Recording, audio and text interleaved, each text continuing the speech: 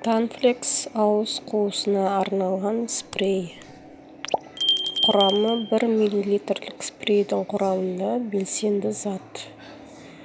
1,500 мг бензидамин гидрохлориді, қосымша заттар натрий бикарбонаты, полисорбат 20-96% этил спирті, тазартылған су, глицерин, натрий сахарины, металлогидросинбензоат, шалбыз эссенциясы.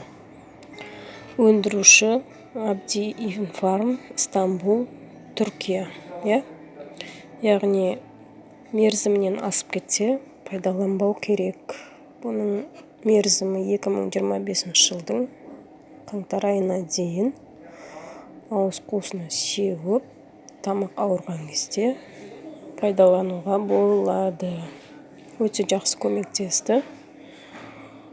Маған өзіме тамақ ауырғанда осыны себемін.